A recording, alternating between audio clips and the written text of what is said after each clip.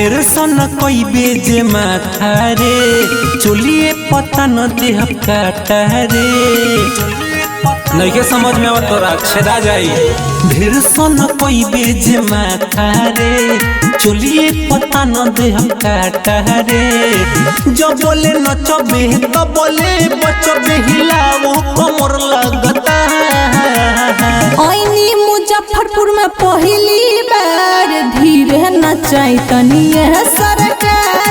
आईनी मुजफ्फरपुर में पहली बार धीरे नचाई तनी सरकार।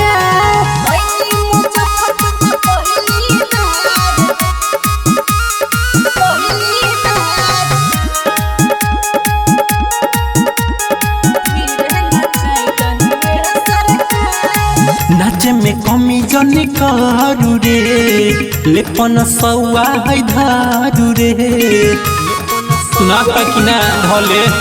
अरे यारा छपरा बक्सर से बच के आईनी हो बुक के राहुर साटा गलती है कोई हो। अब बुझाता तोरा पीछे पगलाइल बाटे सुन रे सुगनिया सिवान। आईनी मुजफ्फरपुर में पहली बार धीरे नचाई तनी सरकार। आईनी मुजफ्फरपुर में पहली बार धीरे नचाई तनी सरकार।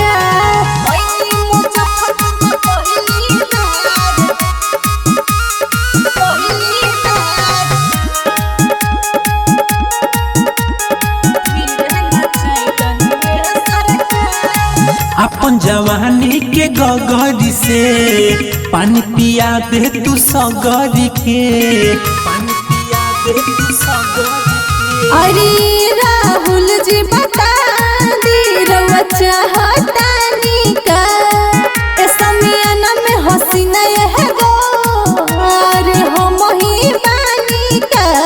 सुना काहे प्रीति तू बोले लू इतना हवे ये जिला रंग दहरा। आईनी मुजफ्फरपुर में पहली बार धीरे नचाई तनी सरकार। आईनी मुजफ्फरपुर में पहली बार धीरे नचाई तनी सरकार। अच्छा ठीक बा। रिकॉर्डिंग बाय सुर संगम स्टूडियो साहेबगंज।